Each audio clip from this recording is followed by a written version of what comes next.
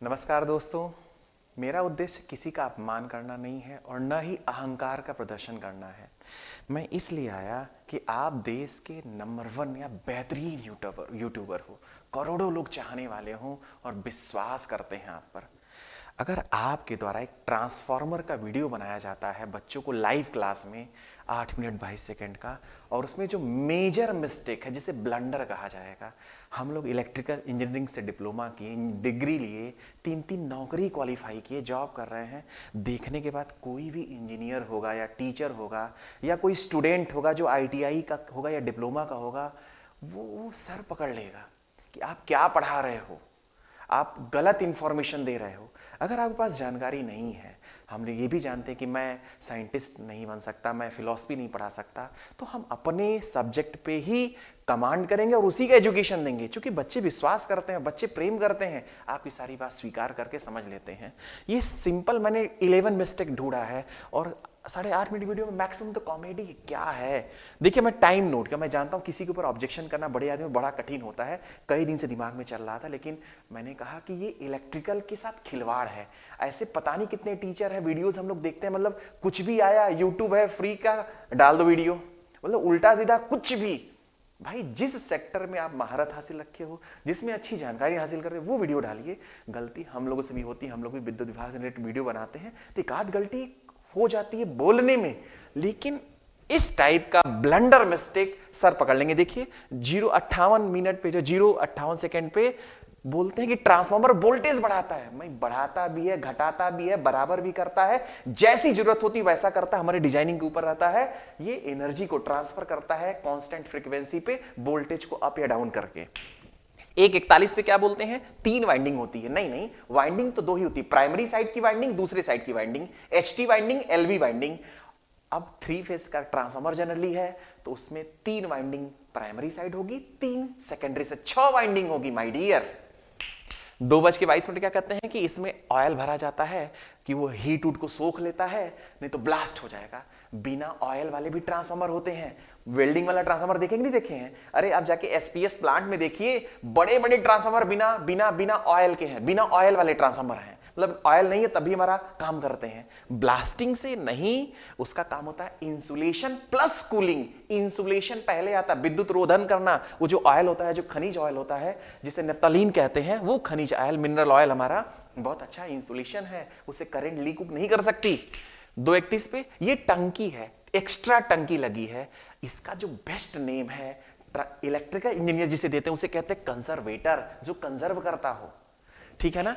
2:59 पे कहते हैं हीट और साउंड, मतलब हमारा जो ऑयल है, ऑयल के बारे में फिर एक नया टर्म कि हीट को कम करेगा, एब्जॉर्ब करेगा, साउंड कम करेगा।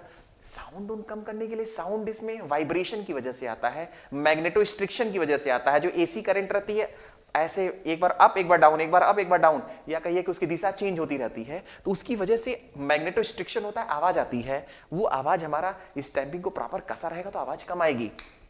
3:41 पे तेल उड़ जाता है, बोलते हैं कि इसमें आधा भर के रखते हैं, कंजर्वेटर में आधा भर के रखते हैं, बार बार कंजर्वेटर में आधा भर के रखते हैं कि जब इसका तेल वाला उड़ जाएगा तो उसमें से तेल अंदर चला आएगा थोड़ा बहुत।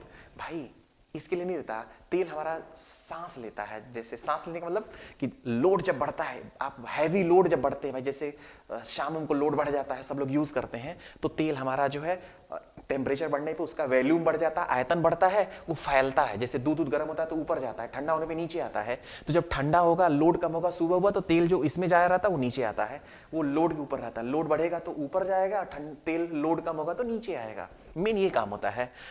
3:42 पे कि इस पे एक मीटर लगा रहा तो बताता रहता कितना तेलवा है, मीटर उसे गेज कहते हैं। ध्यान दीजिए, अगली बात देखिए ध्यान से, 4:23 पे कि ये विंग है, विंग नहीं, इसका इलेक्ट्रिकल का जो नाम है उसे रेडिएटर कहा जाता है।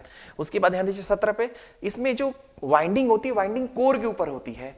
वाइंडिंग कोर के ऊपर जो होती है वो नरम लोहा यूज नहीं किया जाता, नरम लोहा का यूज होता है लेमिनेटेड सिलिकॉन स्टील, उससे बेहतर सीआरजीओ, उससे बेहतर एमार्फस की कोर यूज होती है। उसके ऊपर इंसुलेशन खूब लगता है, पेपर बोर्ड लगता है, फिर उसके ऊपर वाइंडिंग होती है, लो वोल्टेज वाइंडिंग, फिर इंसुलेशन, फिर हाई वोल्टेज वाइंडिंग। क्या ही बताया जाए। 6:55 पे कि इस पे कभी पंखा लगाया जाता, पंखा लगाया जाता, सही बात है, जो बड़े ट्रांसफार्मर होंगे पंखा लगाया जाएगा तो कूलिंग अच्छी हो। उसके साथ साथ जो है एसी लगाया जाता है हॉस्पिटल में, ट्रांसफार्मर के पास, ट्रांसफार्मर के पास एसी नहीं लगाया जाएगा। उसकी कूलिंग के मेथड्स हैं। इसमें मॉइस्चर किसी भी हाल में नहीं जाना चाहिए।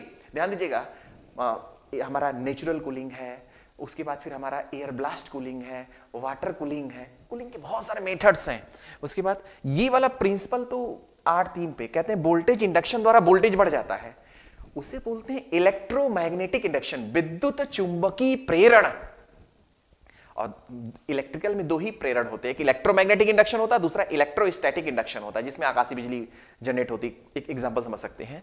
और ध्यान दीजिएगा, बोलते हैं करंट शिफ्ट हो जाती। करंट शिफ्ट नहीं होती, वोल्टेज इंड्यूस्ड होता है अगर पास रखी वाइंडिंग में अल्टरनेटिंग करंट हो या अल्टरनेटिंग फ्लक्स हो, तो ईएमएफ इंड्यूस्ड होता है, वोल्टेज प्रोड्यूस होता है। और जब सेकेंडरी की सर्किट पूरा होगी, लोड लगाया जाएगा, तब करंट फ्लो होती है। मैं बताऊं तो बेसिकली जो कोर्स 3 साल के लिए या 4 साल के लिए डिजाइन किया गया है, उसे आप सामान्य तरीके से नहीं समझ सकते। बहुत सारे लोग जिस पे कोई ज्ञान नहीं, उस पे एक वीडियो और वायरल हो रहा था, मुझे बताऊंगा कैपेसिटर लगाने से आपका बिजली का बिल कम हो जाएगा। भाई उस पे वीडियो बनाऊंगा, बढ़ जाता है, बिजली का बिल दिखा भी दूंगा। दोनों टर्म्स होते हैं, एक ही पहलू को क्यों देख रहे हैं। तो आप अगर जिसके पास पैसा अच्छा है, वो अच्छे टीचर रखे, हायर करके, और अच्छी एजुकेशन, जो कि बच्चों के विश्वास का जुड़ा मामला है, बच्चों के विश्वास का जुड़ा मामला है, और आप बच्चों को जो सिखाएंगे वही वो सीखेंगे। मेरी बात कोई अन्यथा ना लेगा, लेकिन ये आज की ऑनलाइन टीचिंग का और बड़े बड़े नाम के पीछे भागने वाली लोगों के लिए एक संदेश है कि आप टीचर को ठोक पटा के जो है चेक करिए कैसा टीचर है, कौन है। केवल फेमस होने पर मत उन्हें टच कर लीजिए। Thank you so much.